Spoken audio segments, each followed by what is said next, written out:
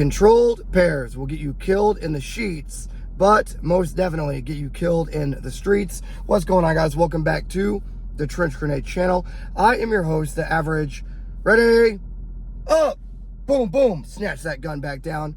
Hater that your mom says that we have at home. Thanks for watching. Guys, the purpose of today's video is I'm going to be taking a break from the GBRS crazy drama, the SIG drama. We're going to be talking about a crazy thing called training and tactics and things that will actually keep you alive in your Minecraft server rather than enjoying the SIG drama, okay?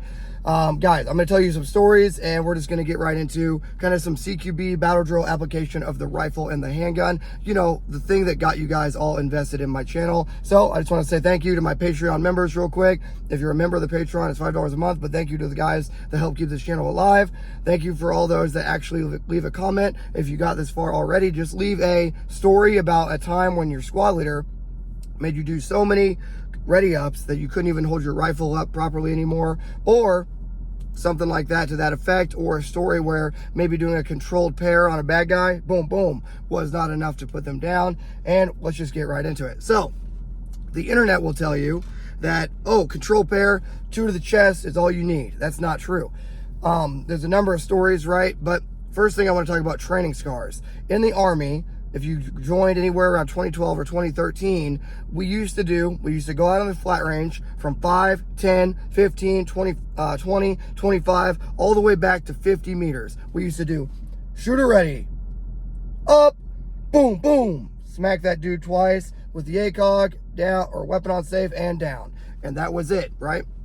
We'd face to the right, ready, look at the target, up, boom, boom, smoke that dude twice in the chest. Face up range, ready, turn to the rear with your rifle just on the inside of your knee towards the target, up, boom, boom, smoke that dude twice in the chest. Learning our mechanical offset from 5, 10, 15, 20, all the way back to 50, right? Learning your height over bore with the ACOG using the bend-in aiming method. Or if you were issued a CCO, because your job was something other than being a rifleman or a squad leader, right? Well, you just put that dot where you needed to, smack, smack, safe, down. The problem with doing control pairs in this manner, because we would do it, like I said, all day.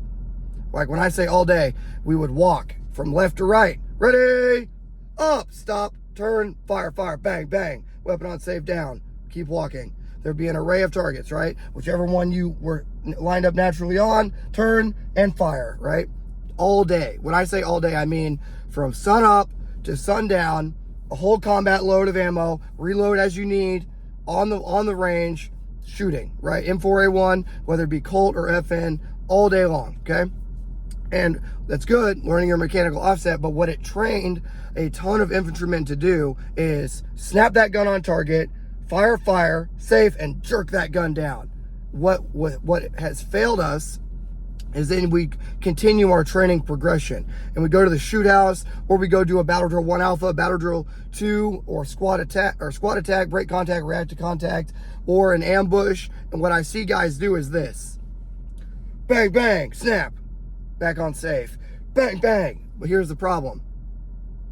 We will intentionally, and this happens both downrange and in training, and it's funny because when we trained the Ukrainians, they were the first ones, and the Georgian army, they were some of the first ones because they were in combat while we were training them, and it's a whole deal. They would be like, that's not enough. They were basically like, they were undisciplined and untrained, so they would just be 10 rounds on target. That's too much, right? 10 rounds might be too much because then first fire shoots 10, second fire shoots 8. You know, it's just too much on target. Target overkill. But what we learned with the controlled pairs is that's not enough for a military-age male to make sure they're down, right? We have timers and switches. A switch is your eye box, okay? Boom. And a timer is your lungs or your gut. You know, you're bleeding out, but you have timers and switches. So what we learned, or what we used to train, is bang, bang, put 2 in their chest and they're dead. We used to shoot M855. But what we learned is when guys would transition, excuse me, I got the pre-workout. Boom! I got the pre-workout cooking pretty hot and heavy right now.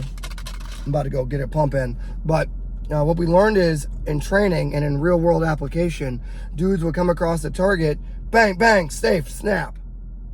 Instead of bang, bang, stay on target, bang, bang, stay on target. Or what we do now is just 5 rounds, right?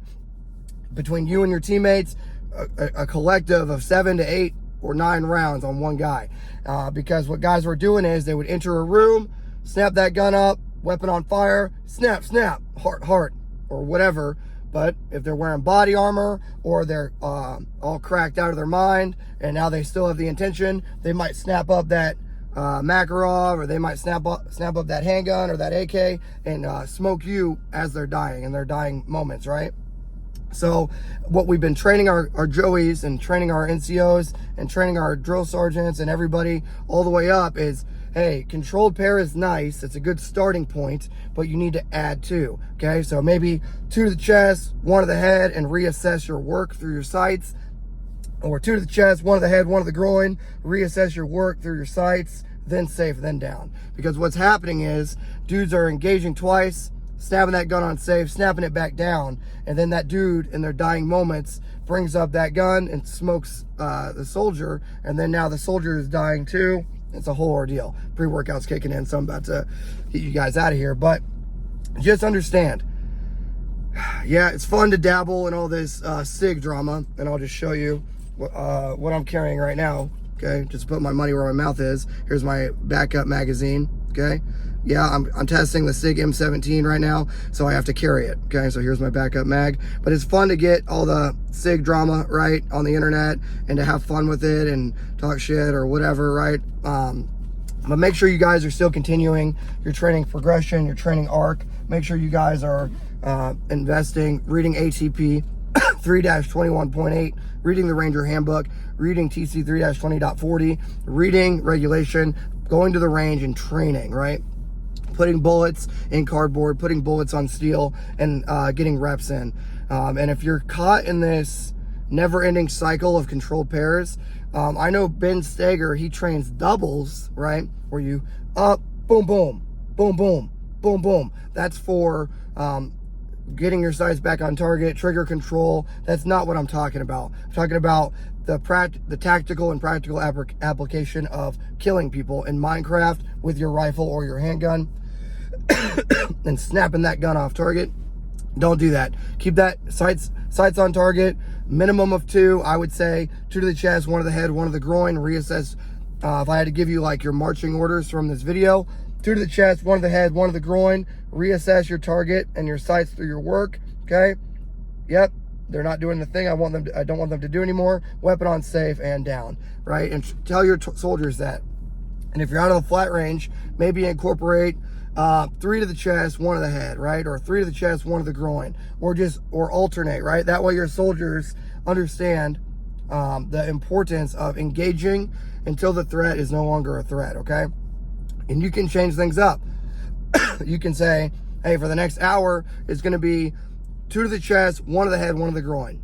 And then for the next hour, it's going to be 4 to the chest.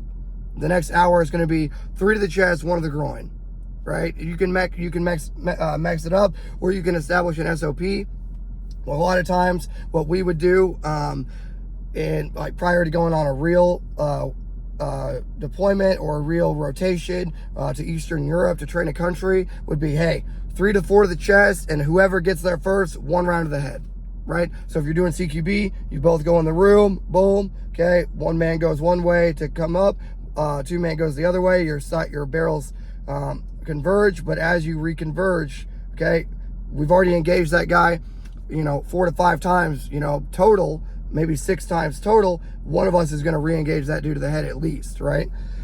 So don't get crazy with it, but don't get into the realm of target overkill, because a lot of guys will hear all this and be like, we're going to go in and mag dump every dude. No, that's not what I'm saying. But what I am saying is you need to give them a healthy amount of bullets in Minecraft to make sure that they don't get back up and kill you, right?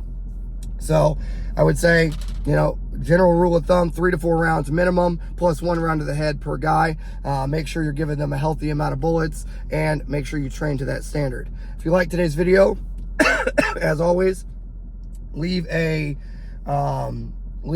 llama and a hammer emoji, okay? Because the combat llamas are getting after it. So leave a llama emoji and a hammer emoji down below to let me know if you got to the end of the video. Let me know your thoughts on the controlled pairs are dead theory, and hopefully this helps one of you guys stay alive in your Minecraft server. I'm gonna go get a pump in. Have a good day, guys, and until next time, it's gonna be Trench Grenade, your average. Ready, up, bang, bang, safe, down. Hater that your mom said that we have at home, signing out. Cheers.